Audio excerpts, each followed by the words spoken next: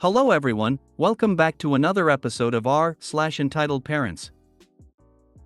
In today's episode, my wife and I had to explain to the neighbor that our dog is part of our family, and no, they can't just have him. Story from Ask Reddit. EM changes and breastfeeds her baby in our private office. Long distance MIL wants to move in. Before we get started, make sure to subscribe so you will never miss a video. So let's get started. My wife and I had to explain to the neighbor that our dog is part of our family, and no, they can't just have him. Story from Ask Reddit. A little over a year ago, when my neighbor moved into the townhouse next to us, and things seemed great. Their kids were nice, and overall seemed like they were part of a loving, normal home. They were quirky, but nice people who were always willing to help, from installing a screen door, to enjoying a beer and a decent conversation about home improvement. One day red flags started popping up. Halloween came up a few months after they moved in, and we could hear all kinds of banging and pounding coming from the side of the house they are attached to. We thought it was just the kids playing and having fun until the father called me crying on the phone about how he was so angry they didn't get invited to a big party at the next house over. The owner of that house has a policy with all the neighbors: if my garage door is open, feel free to stop in and join us, you are always invited. A few weeks later, their kids got the idea that our dog should have sleepovers with them and started asking to walk him sometimes. Which at first we thought was cute, and it was. Until one day, when the kids were asking about having a doggy sleepover once in a while, their mother pulled me away from my wife and said that it was really unfair that we get to have our dog all week long and that they have to build their schedule to see him around our lives and when we were home. I really had no clue what to say, but then she doubled down, insisting that their family should have him on weekends because I work shift work and get to see him all week long as much as I want. Our relationship with them ended after we caught one of their kids scratching our cars accidentally, and they told us to call the police when we tried letting them know what happened. We didn't want money or for it to be fixed, we just wanted their kids to be more careful. Yeeshi acts like you guys have joint custody of the dog or something. 'Cause it's obviously their dog. Is the dog chipped? And do you have all the papers about ownership/vet bills/licensing etc. available? Yeah, Doggo has all his information with us, and in our state we have to register him every year with a description and they send a tag to us. His chip is registered to us with the SPCA also. This is why I never talk to my neighbors besides a hello and a faraway wave.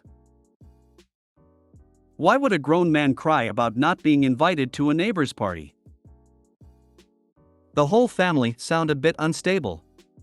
I'd move once the lease is up. Is the first red flag story an implication that the father was bashing the walls of his own house because he didn't think he was invited to a party? EM changes and breastfeeds her baby in our private office.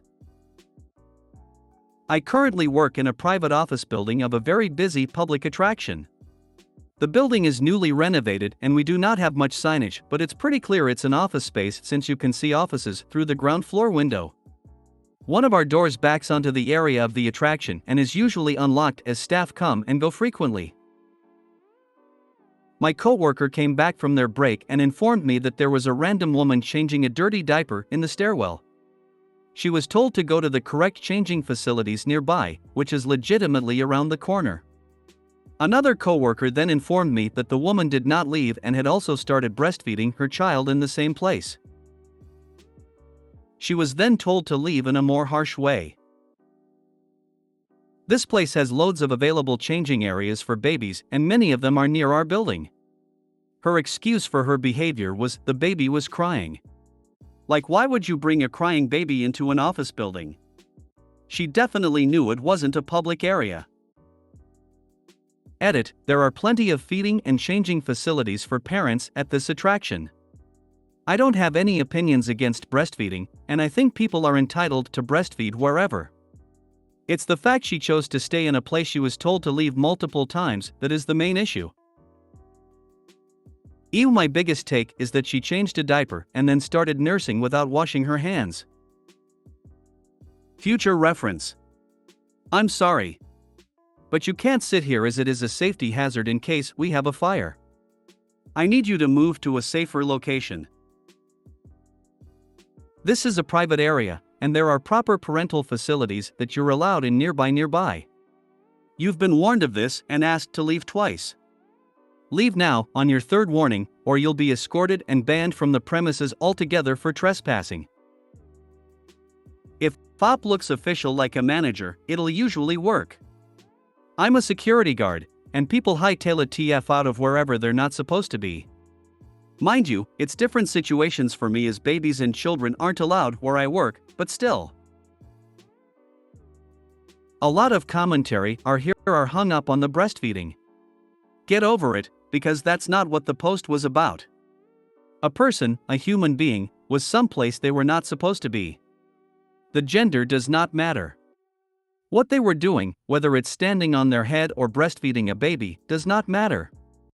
This person was where they should not have been and was asked numerous times to remove themselves. Said person refused with excuses that had no bearing on why they were violating the building policy. Diaper change, she needs to use proper facilities. Breastfeeding, get over yourself. That woman can walk up and down the street and nurse her baby, and it's none of your business. Women are free to nurse anywhere women are legally allowed to be. The diaper thing is gross, but if your building is lacking signage, how easy is it to find the correct facilities? I don't really see this as an entitled parents, based on what you've said. Long distance MIL wants to move in. Alright, so I've been married for about 7 years, my husband and I have a 6-year-old son. My MIL lives in Wisconsin, where my husband grew up, and we're in DC. Quick backstory, my husband lived with his mother from birth, and when he was 11, she left. Just left him with a note saying she was going to California with her boyfriend, and a freezer full of microwave pizza, that's all. No return date, no money, no forwarding address. This was in the 80s, so no cell phone either. My husband wound up living there for about 4 months until a friend of his told a teacher, and he ended up in foster care. With a foster father who beat the shit out of him regularly, and he wound up becoming a runaway at 14, becoming homeless until he was 19 to 20. So when I met him and heard this whole saga, I was shocked and pretty grossed out.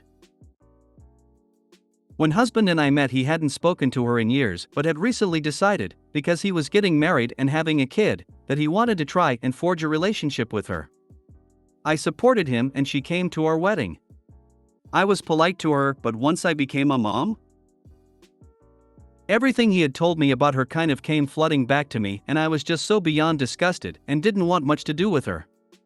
She came to visit once after our son was born. He was about 1.5. We call him Piglet as a nickname. MIL was at the park with me and my son, and while he played with a little black boy, she made a comment out loud about, it's a piglet and a niglet. That was it for me. I haven't let her visit since, and my husband has been on board. Well, now MIL has lost her apartment and wants to move into our basement. Husband is starting to crack from her self-pity campaign, and it's making me feel like a selfish for not wanting it. What can I do here? Am I wrong? If he's forgiven her for what she did to him, should I be over it? I'm 39 and husband is 48, for reference. Stay strong and tell your husband and your MIL she cannot move in, but, for fairness sake, you will send her a freezer full of microwavable pizza. This is the way. This woman will pour gasoline on everything and watch it burn. She will do the same with your relationship. This would be a hard no for me. It is not your responsibility to house your MIL. I would suggest that you sit down with hubby and explain factually what your concerns are about her coming to live with you. As best you can, try to keep emotions out of it. I know that will be hard. Work with him to come up with a recommendation you can both live with. Maybe you help make phone calls for her to get a new apartment in WI, and keep MIL out of the discussions until you and hubby are on the same page. Be cautious of having money being a part of the solution, because chances are as soon as you start giving her money, she will keep asking for more. He can forgive his mother for what she did to him, but you are protecting your family from her disgusting behavior. Foot goes down, does not come up, that mother doesn't deserve to set foot in your home. Your home is your castle, it's where you relax, where you can be yourself, and where you don't have to deal with anyone. Do not let her move in. If you made it to the end of the video, thanks for watching. Don't forget to like, subscribe and share, and we will see you in the next video.